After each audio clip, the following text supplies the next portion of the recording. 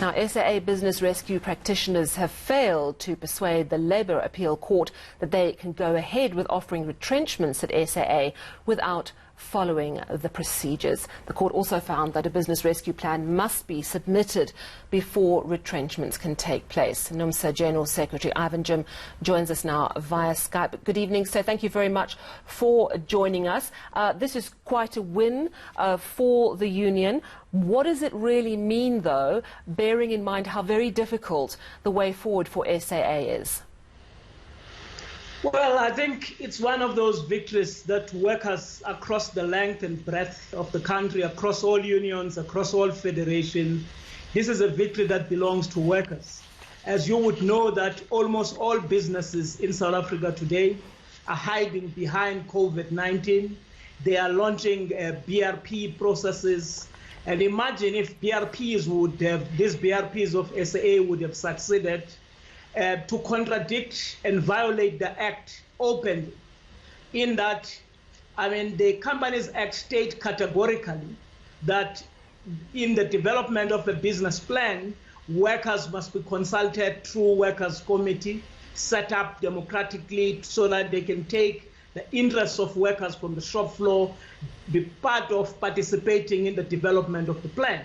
Imagine if BRPs were to have this absolute power and contradict the Act, and the first thing they do is to basically prune the business, retrench workers, and then start to do a plan from afresh. So especially in the light of a continuous attitude that bashes union, that is anti-worker in the country today. So my understanding of what the court has endorsed today is that the business rescue plan has to be approved first, 189 notices have to be issued, consultation has to happen before any retrenchments can go ahead. So it's important that those processes are supported in a way, but the real question, of course, is whether government is going to provide money for this business rescue plan if it indeed is endorsed and voted on next week. What do you think? You would appreciate that we went into the creditors meeting last week ago, where together with creditors we stood together and we rejected the plan because we wanted it to be compliant with our own interest. I mean, for instance, as trade unions, we're absolutely not happy that out of 4,700 workers, you can cause a bloodbath and retrench 3,600 workers. We would have by now boxed with DPE.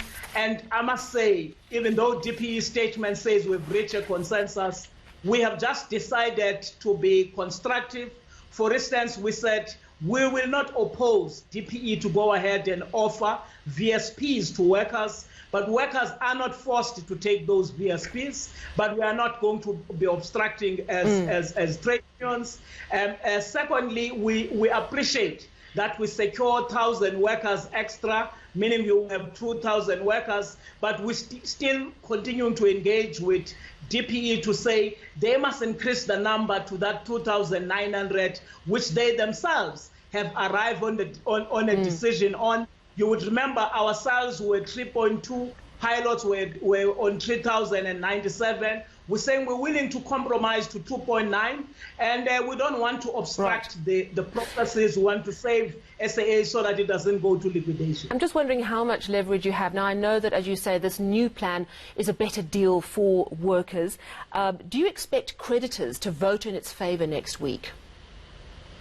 Well, I can tell you, whilst we celebrate this victory, which basically stopped the BRPs not to secure an opportunity to retrench all workers, which is what they wanted to do, we celebrate that victory, whilst at the same time we must work 24/7. It's a dynamic process. We're talking to everybody. We want to ensure that at the end of the day, government must come on board. For instance, we wrote to the president to please keep Tito Mbowene's mouth shut, because we reject what he said, that he will pay all the bank. I mean, sorry to jump in, but Mr. Jim, I just have to ask you, how confident are you that there is more coming? National Treasury has said there's no more money.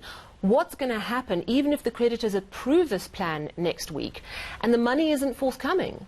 Do you expect the money to come, or are you worried that it won't come at all? That's why I'm speaking so robustly and in the true Numsa militant stance. We don't think we should be blackmailed permanently when there's no reason to do so.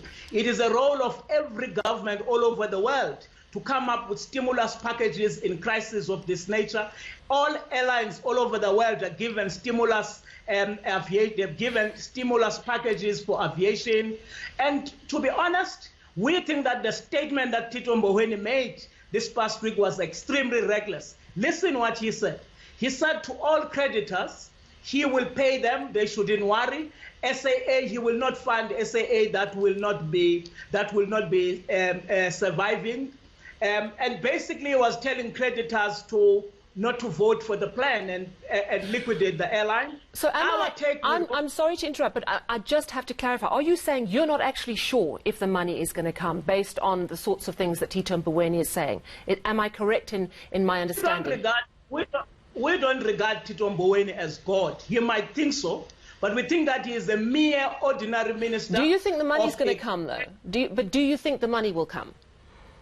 Well, I mean, it's a choice of government to do so. That's why I'm saying we can't be permanently blackmailed. Sure. Sometimes we stand together with workers. Sometimes we perish with them. In this case, we think that the ANC government has got the duty to save those jobs at SAA. With Tito liking it or hating it, we're not going to basically be pushed into the wall. We think that we have done everything together with pilots, with SACA, to put together an economic viable plan where we are prepared to compromise, to cut workers' wages.